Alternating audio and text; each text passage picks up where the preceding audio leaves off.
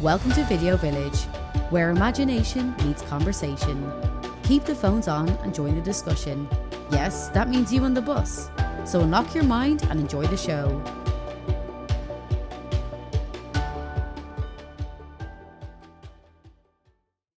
Hello and welcome to episode 24 of Video Village. I am your host Connor, and today I am joined by my film aficionado co-host Wayne.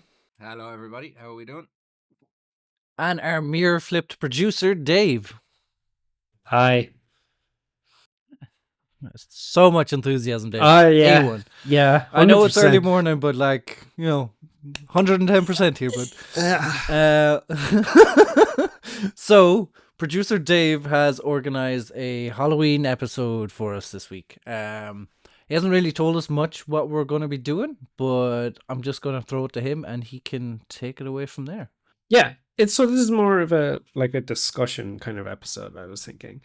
So there's a lot of culture around horror movies, and there's a lot of curses and scary facts and paranormal happenings that happened around the behind the scenes.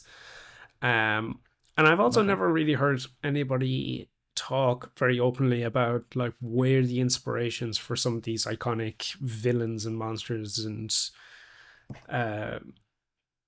where they came from and where they were picked out. It's kind of cooler than it actually. It's pretty cool.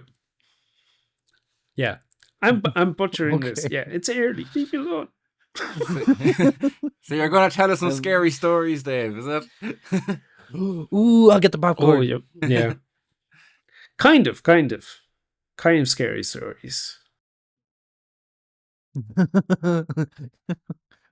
What's a kind of scary story? I'm trying to sell it for you, but you're just like, it's not really scary.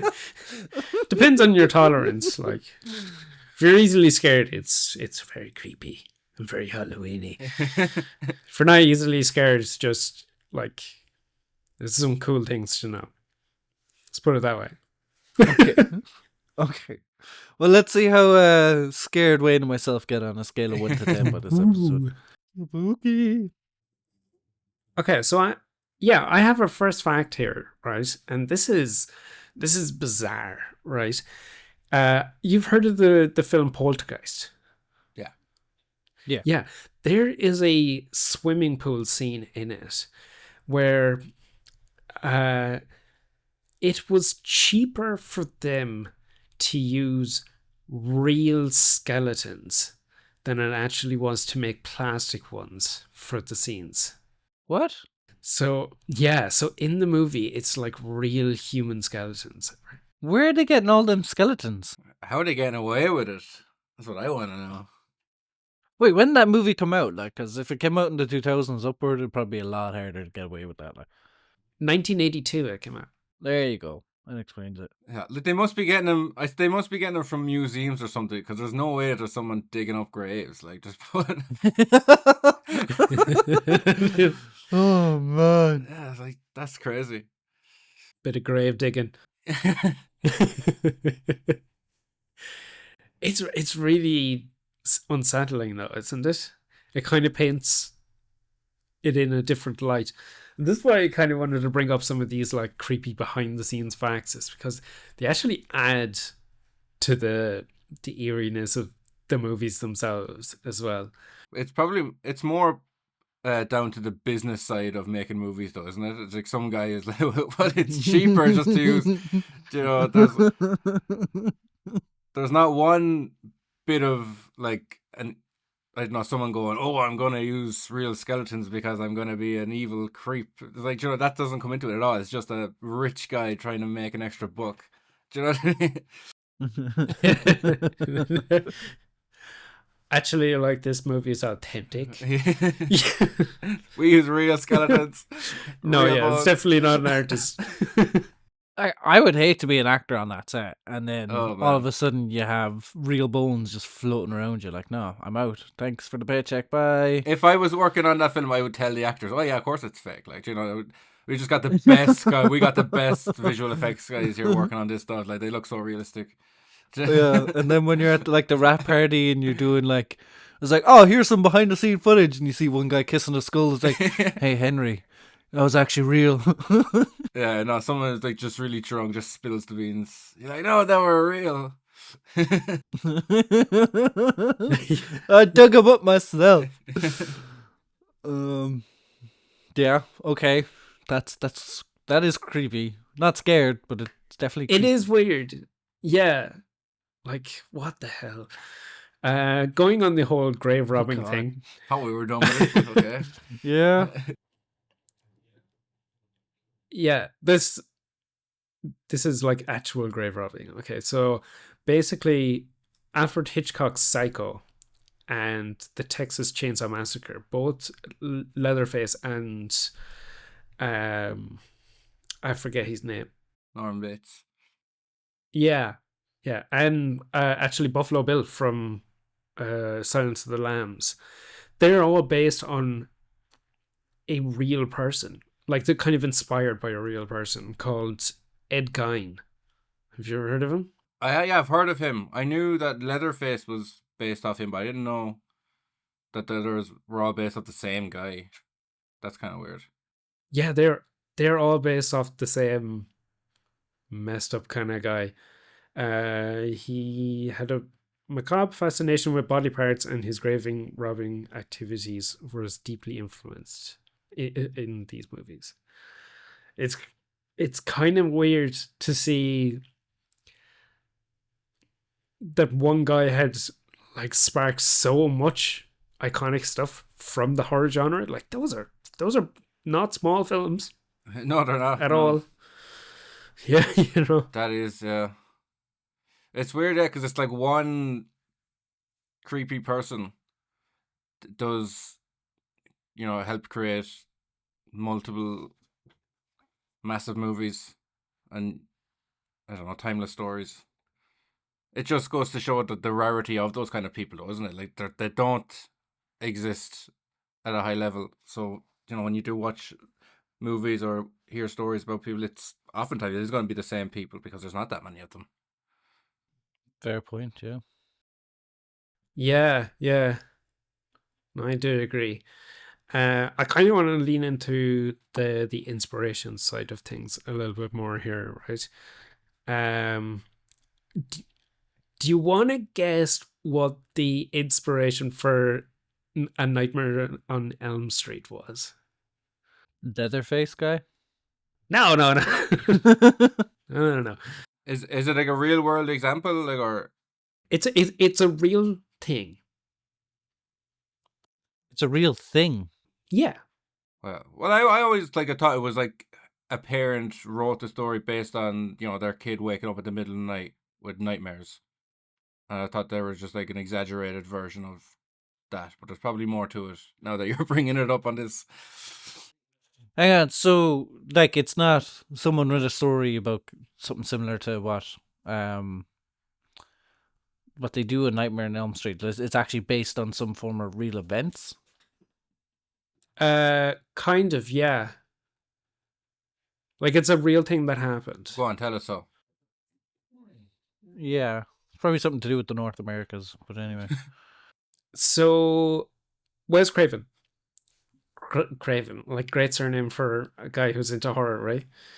Anyway, he read about Southeast Asian refugees in the US, right? Who they suffered from night terrors, which led to them dying in their sleep. Oh, Jesus. Yeah, they named this phenomenon sudden unexplained nocturnal death syndrome. Well, that's a mouthful. And it was, yeah, and it was after this that he was like, okay, he based Freddy Krueger. I always get it right. Freddy Krueger. That's a weird fantasy you have there, Dave. That's the kind of cougars you're after. But yeah, that's where he came from. That's what inspired him. Was this? That's pretty cool. Like that's Yeah. pretty creative, to be fair. Mm. It's meant to kind of come up with that. Yeah. All these people are dying in their sleep. What if it's a guy sneaking into their dreams doing it? Yeah, the imagination that you have to make that leap. All right, what's next? What more inspirational Okay. facts do you have for us? Okay, so do you know Silent Hill? Yeah. That is based on a town outside of Pennsylvania. And what's happening in there is that there's a coal mine underneath the town and it's burning. Oh, I know that place. So the entire town is completely smoke filled all the time. And that's where they got the inspiration for Silent Hill. But it's also uninhabitable at the moment. You know, no one's allowed to live there anymore because of those fires. It's like Centralia or something like that. How could you live there? Like, even if you were allowed, like, who's going to do it? No, it's way too toxic. Way too toxic. Yeah, no, I saw a TikTok on that actually. Yeah, that's the name of the town. Yeah. I heard this before. I just didn't know Silent Hill was based off it. I don't even think I've seen Silent Hill, but that is creepy. It's good. I don't know if you'd like it, but it's you know it has a cult following. It's one of those films where you either love it or you hate it kind of thing, like Napoleon Dynamite kind of thing. Oh, okay. You either love that or hate it kind of thing. Kind of thing. Well, it's the horror version of Napoleon. No, I would not say that. Napoleon Dynamite is the horror version of Napoleon Dynamite. God. God, Genie, you fat lord. It's a liger.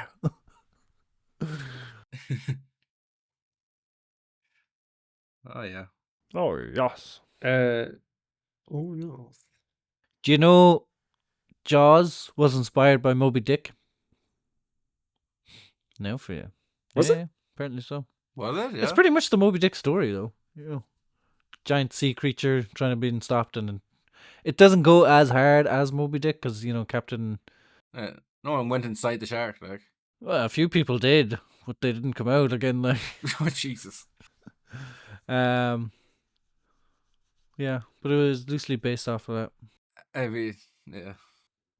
I always remember the what's in it? J.R. Tolkien, the guy that wrote Lord of the Rings. Yeah. The inspiration for the dragons and stuff in that was his experience with bombs, I think in World War One when he was part of the British Army.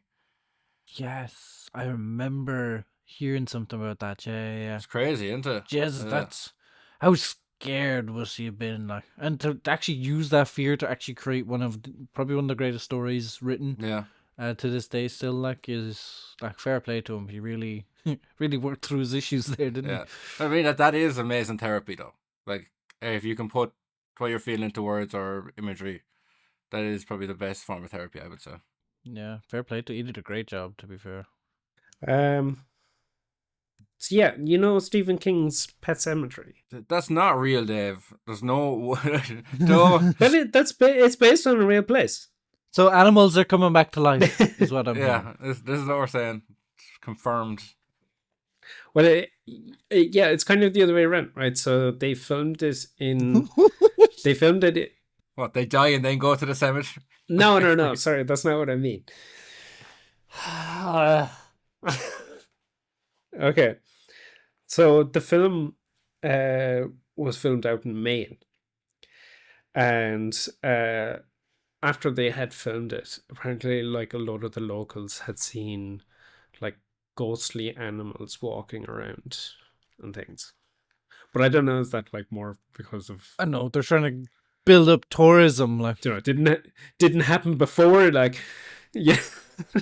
Yeah, it happened after the movie. It's people just kind of seeing what they want to see, and maybe they just left a load of props around and forgot to clean them up, and they were just floating through the town. Then yeah, imagine. Oh, spooky ghost! Ghost Did you cat. see the ghost? So there's a ghost story based around the Hollywood sign. The big letters up in Hollywood Hills. Yeah. So back when I read Hollywood Land, I think the land part fell down. That's what happened. Um, but it is supposedly haunted by a ghost of Peg. Is Twistle? I'm gonna butcher this here. Uh, um, but she was a young actress who tragically jumped to her death from the H of the sign in 1932. And it's apparently that area is haunted by her, and many people have sighted her when walking around the Hollywood sign at night. Jesus. Yeah. I'd probably be more scared if I actually believed in ghosts. So yeah, poor girl though. Ooh. That is crazy, yeah. It's a like, it's a ghost story. Yeah. I also have a unrelated to Halloween fact for you. Do you know there's a Hollywood sign in like Wicklow? What? Why? You can Google it. Like, there's pictures of like a Hollywood sign in Wicklow, just on the side, and there's like sheep walking around it and everything, and it's pretty big. Like, Why? Do you know why it's there? like some people are debating that was the first one, but I don't know. Bull. After bull. But it's been there a very, very, very long Who time. cares if it's the first? Like, what does that mean? Like, what if someone? I don't know. If someone can clarify what actually was the first one, what would that even mean? That the American Hollywood has to like shut down? It's like, we own this now. Yeah. So where's our royalties for Hollywood, huh? Yeah. But no, like you put it into Google Images and just it's weird to see a Hollywood sign with a load of like just sheep I see it. walking here. around it. Yeah. It's not as impressive. It's weird though. Like, why is that there? And it's in such a random place. Yeah, has one movie been made there? Like, I need to like. I really want to know what the story is with that. Like, who put that up? yeah, it's a joke. It's got to be. Yeah, the original Hollywood sign was erected in 1923. This one was 2011. 2011. And it is 1.8 meters, as opposed to the 13.7 meters that the original sign is. There's a Hollywood cafe there. I don't know why it's there. Well, Hollywood Cafe is that's a tourist attraction, but like, no one's going to go to the Hollywood sign in Wicklow as a substitute for the. Yeah. You're like, oh, I didn't get to LA, but I was in Wicklow. Almost the same. Yeah, it's close. They filmed Dancing at Lunasa in the area along with Okay. Michael Collins with Liam Neeson. Oh, okay. So yeah.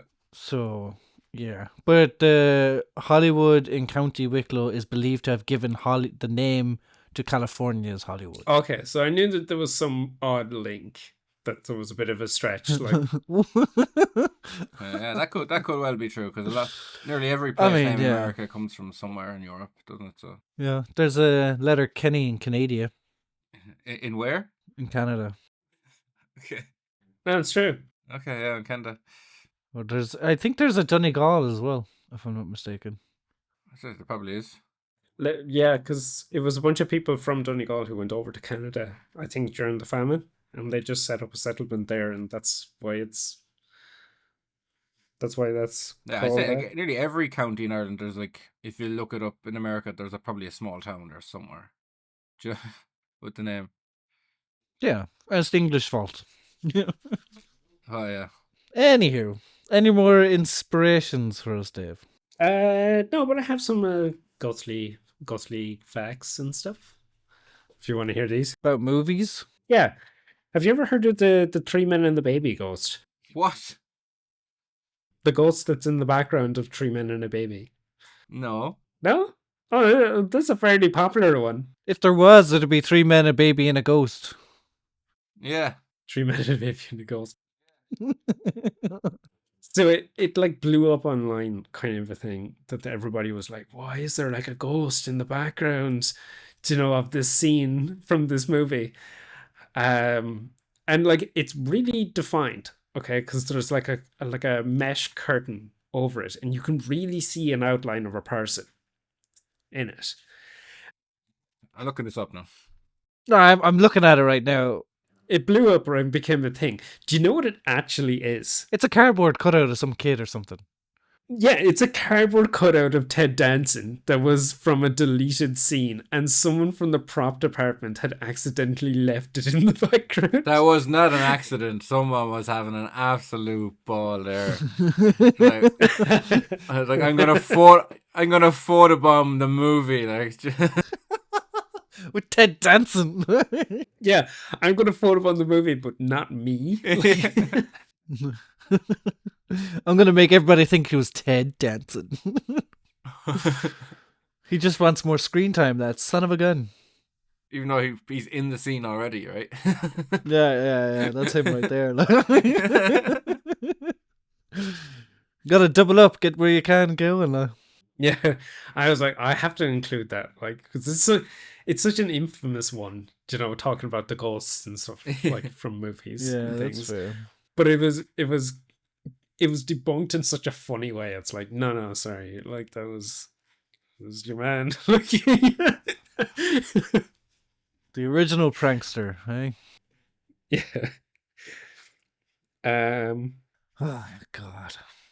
It's become it's a thing that like some horror movies have been said to have like cursed sets. Mm-hmm. That the making of them was just absolutely cursed. Like the big infamous one is obviously The Exorcist. Yeah. Like there's too many things to count about that movie in terms of like spooky happenings that happened. Like that entire set burnt down except for the room that they filmed the exorcism in. That is weird. Mm. It's odd, isn't it? Yeah. How do you even explain that? I don't know. I don't know. I have some other facts here, but I can't find where. Yeah, there's been 9 deaths associated with the making of that film. With The Exorcist? Yeah. Bloody hell. It was just horrifically bad. Like people making that. How though? What, was that all from the fire? Or There was was different things. Like situations too? people got really injured making that movie as well. And it's like okay, so what is it, 1973? The safety stuff is a bit loose back then. A bit Okay. is very generous. Yeah. They Yeah. tested limits. They set the bloody limits. What they should have done, which we're still, but we're still doing it now, but we have the restrictions and the rules in place because of what we learned from those people in the 70s. So it's, Although accidents do still happen today, to be fair. Like, Oh, yeah. that Alec Baldwin yeah, I know exactly what you're incident talking there. about. Yeah, sad situation. Yeah. That was such a different one though, wasn't it? Because That's human that error. wasn't like Yeah, actual live completely ammo. human Yeah. error. Oh yeah. But it's like it was live ammo. Normally, like when we hear about people being killed or hurt from guns on set, it's normally just blanks. Yeah. Do you know the actual force from the blank and all the gas coming out? Like that's how was it Brendan The Lee Crow, yeah. died on The Crow. Was somebody fired a blank too close to him and it killed him.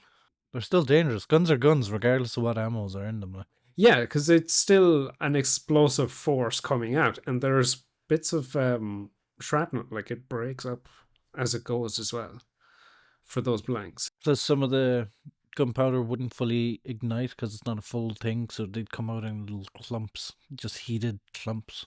Yeah. That can be very dangerous, like. But yeah, I always blame the gun masters though. They're the ones responsible. Armors. Like you do not. I'd say gunmaster. Gunmaster? Yeah, that sounds more fun. It does, but yeah. armor sounds more right. Yeah. But yeah, no. If you're handing off a weapon to someone, it's your job to make sure what is and isn't in it. And then you keep an eye on that person until the scene is finished, and you take that gun straight back off them. Yeah. Oh yeah. There should be 3 or 4 people that it falls back on. Do you know what I mean? Like if one person is responsible, the next person will be responsible. If you're not, the next person will be. You need to have a line of responsibility there. Yeah, but like it's mad that it was just one person in charge of it, and nobody double checked everything, went through it. You know, with everything else on the set, you know, there's a big checklist, and everybody's checking everything as they go. But even in terms of like the Alec Baldwin situation, like it went from the armor, then I think the assistant director had it. He didn't check it. Then it was given to the actor, which you kind of wouldn't expect them to check it. No, they're not going to. No, they're not. But if they've been taught proper gun safety, their natural instinct should be to check it. Yeah. You know, that's the first kind of thing you do. Well, the first thing you do is don't point it at somebody, regardless if you know if it's empty or not, and then check what you actually have in the barrel. Well, that's not good to tell an actor. Don't point this gun at anyone. It's like what I'm going to be doing most of the time. I'm holding it probably. Like, No. When you're filming, it's different, well, and the no, situation it's has not been built. Because a lot of time an actor they're going to be in the mindset. So it's like as soon as they have the gun, they're already in character. So I don't. They're going to just no, but they're going to be doing their job as an actor. So it's the responsibility of the person in charge of the props. It's their responsibility for someone. I wouldn't hold on the actor at all. I'm not holding it on the actor, but like I wouldn't. I'm just expect saying them they to check. should. I don't care if they're like they own 10 No, guns at no, home. if I wouldn't everybody- expect them to check. Like If anybody is handling that kind of weapon on set, especially if it can take live ammunition, they've they got have their to be job properly to. gun- They have focus to on be their work. properly. No, Wayne. They have to be properly gun trained. End of. That's Not end if of you're the handling a situation. prop They gun, have no. to be. Not if you're handling a prop gun. No. If it no, that obviously wasn't a prop gun. If it could take live ammo, But the Alec Baldwin wasn't to know that though. That's what I'm saying. it's still gun trained. That's it. End of. Have to be gun trained. Otherwise, you're not getting hold of this weapon. Anyway. Yeah, I'll still, if you're an actor out there, I'll still cast you. You want to be a Yeah, a but you will be gunslinger, getting that's gun trained. Right. End of. Yes. You're not making the film then. Anywho, moving on. What were we talking about? Curses. That's what we were talking about. Yeah. Curses. Curses. Oh my god. The Omen is another one that's like quite infamous for being a cursed set. So there was a couple of bizarre incidents that happened. So Gregory Peck and the screenwriter were both in plane crashes, and they both survived. Oh wow. Like it was separate plane crashes Damn. that happened. Yeah, like the odds of it occurring to begin with, it's crazy.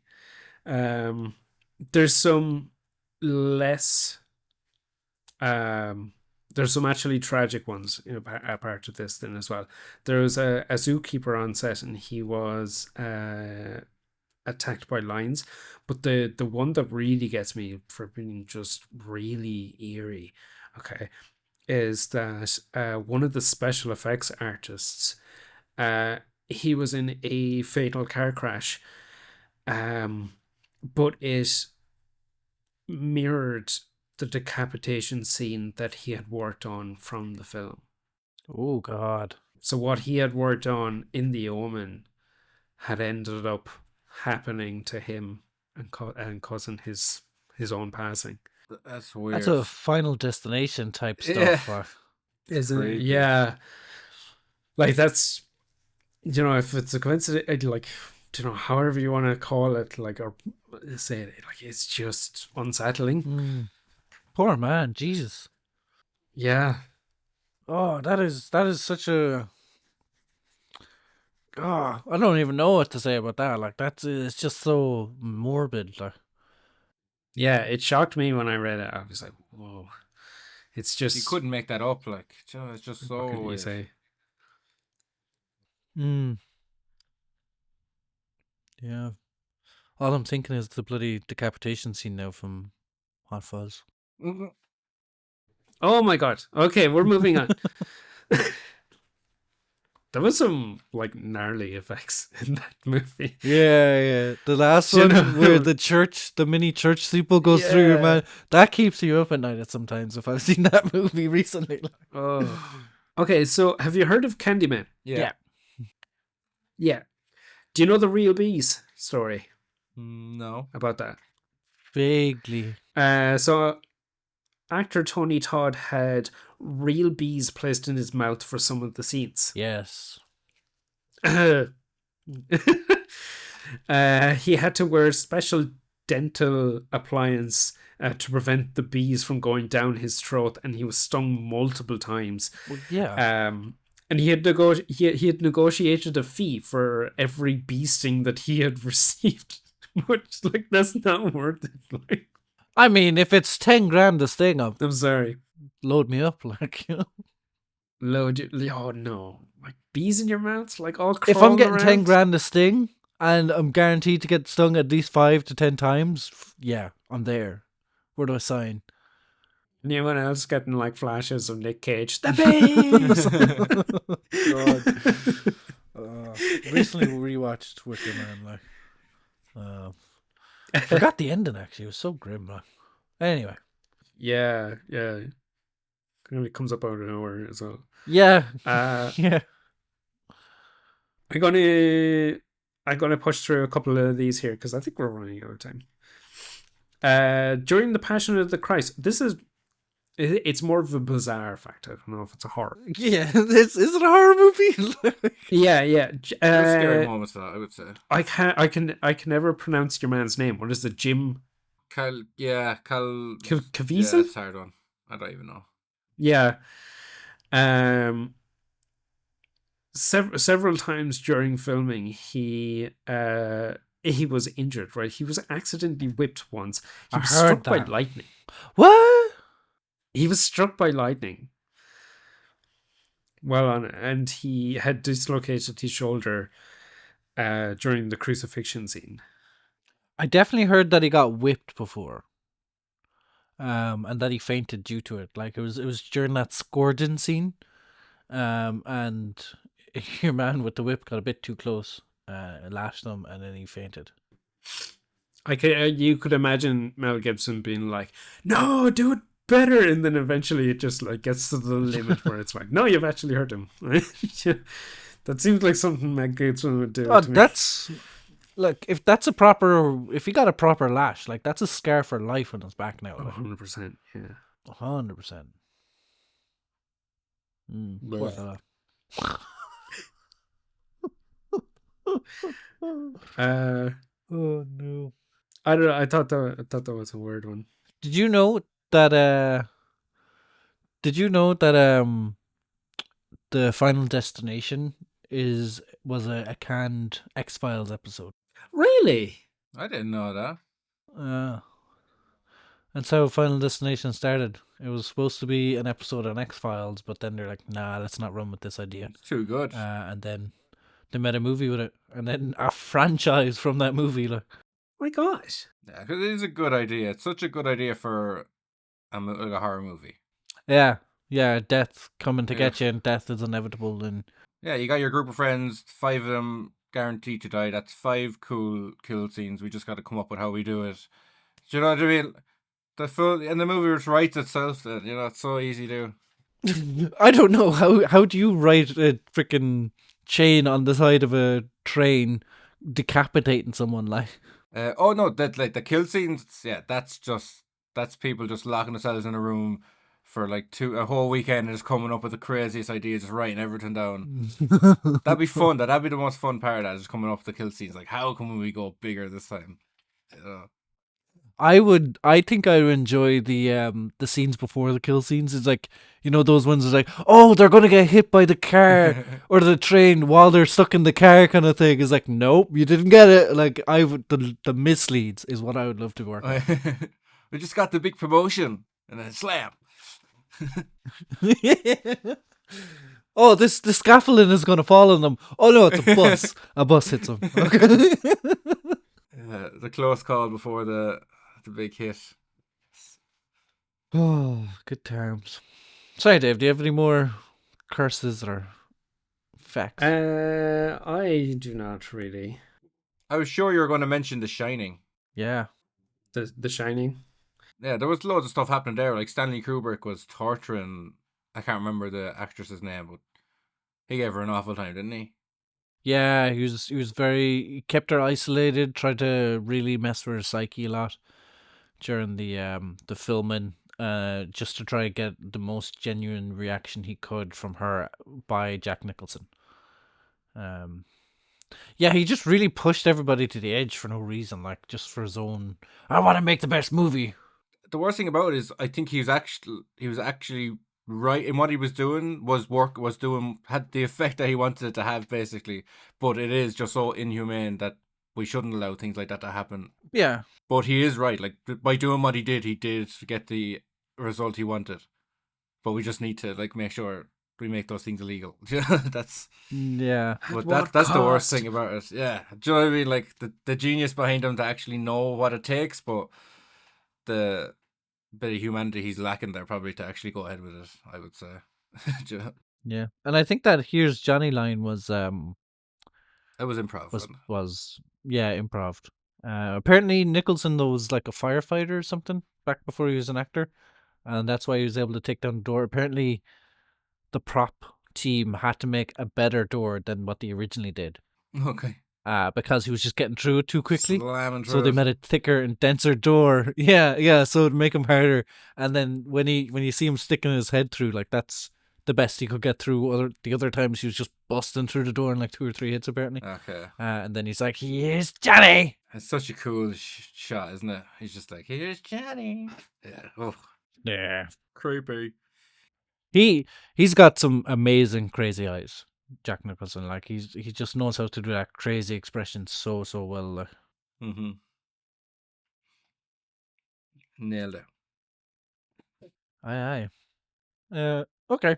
So, Dave, if you have no more facts or tidbits to hit us with, does anybody have a recommendation they want to share with us this week?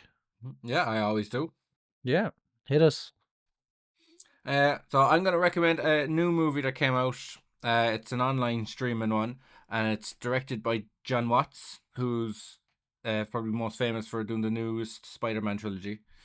He's done a movie called Wolves, starring George Clooney and Brad Pitt, teaming up together again Okay. as two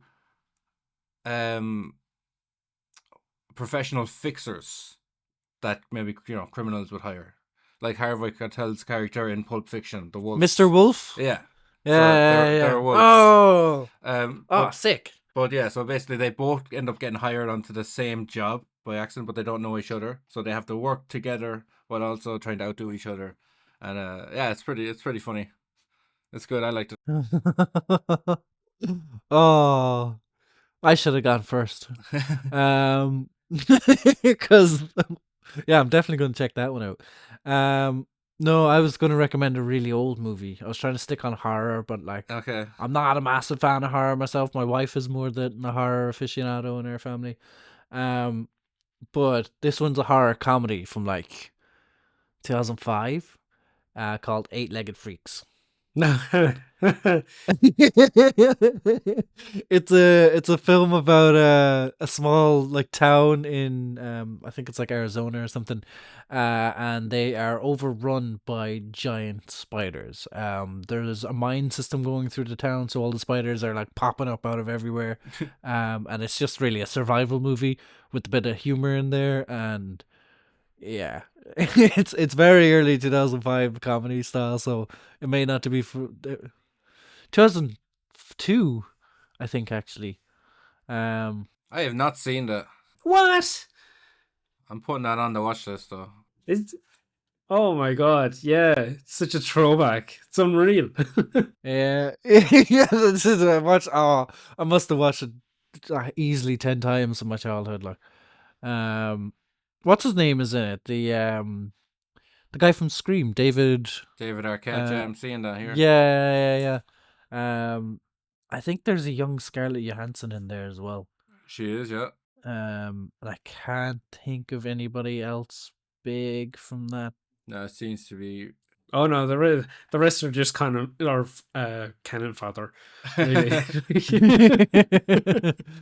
You know, flies to the web, as you'd say. If you have arachnophobia, probably not check it out, but Eight-Legged Freaks. Yeah, that'd be my shout for this week. Yeah, God, I was going to recommend a movie, but like now that you said that, there's so many that pops into my mind. Like, remember Jeepers Creepers? God, that's a trek right there, Jesus. Yeah, remember that movie? Mm. Okay, God, yeah, go watch that one as well. Yeah, Jeepers Creepers.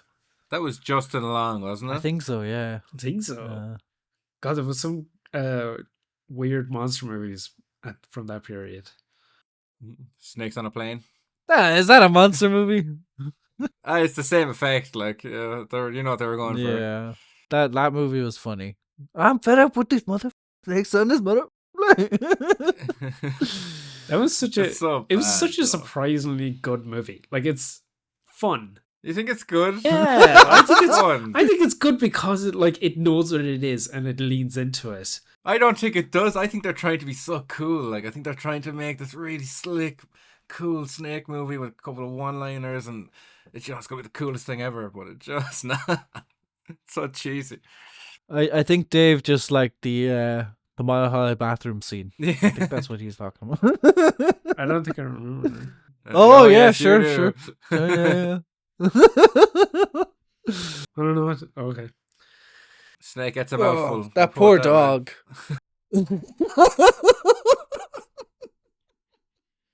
Oh no! Oh, the poor dog. Yeah. Yeah. It was definitely, yeah. It was a film you probably wouldn't do anymore. Just to say the least about it. No. Why was the plane so big? Like, it's like a hotel. Yeah, stairs and everything going up there. Like, your mom's getting first class treatment. Like, I want to see a murder. No, I don't. I'm Can be I'm joking. arranged. Dave, run, Dave.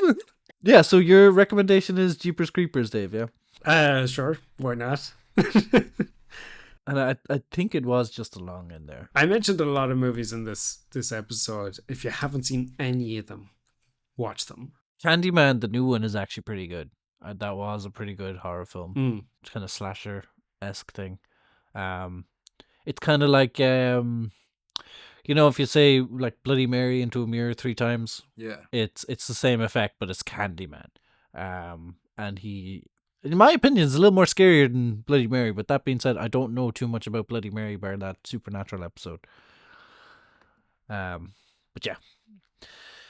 So I think that is a good place to wrap up this episode. If you like the video, subscribe and leave a comment if you want to. That would be greatly appreciated. If you want to follow us on any of our former other platforms, the links are in the description. But other than that, that is a wrap on episode 24, Dave's Horror Talks of Video Village. Thank you. Bye. Thanks, guys. Bye.